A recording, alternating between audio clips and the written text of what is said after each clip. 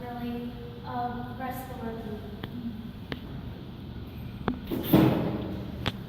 This is my reading list for what I read after I got out of the hospital. I need words, and I needed the words of others to process my own time. A lot of people in my life couldn't relate. Not that they wouldn't, they couldn't. And so I needed to read everything KJ said, except for her happy book. She was like a happy book. Psychiatric Tales was one of them. I Hate You, Don't Leave Me. Lots and lots and lots of really good titles. And they're everything from depression and suicide, cutting self-harm, grieving the loss of suicide, which is important to know because I'm on this side. I'm the one thinking because I want to die. The world is dangerous, it's scary, it's threatening, and I often feel alone. I don't always have the perspective of the person on the other side. And they often don't understand how overstated they need to be to someone who's depressed. Be annoying. If you have a depressed friend, tell them you love them every day. If they don't believe you, find a way to tell them that they believe. Find a way to tell them they hear, because he can't hear you. And in order to get through, and it is possible to get through, that needs to happen. So, books. These two are here to look at if you wish. What's on the market? This book, which ironically Peter had handed in. Only very. Not the design element. What this book says to me is, I was designed by a scientist.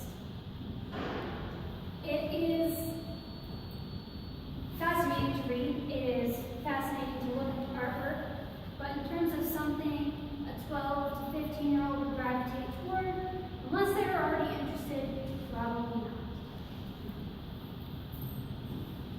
If you don't believe that I kept a bad sketchbook, here is my painful evidence from the past, which you may look through if you wish, as long as something falls out.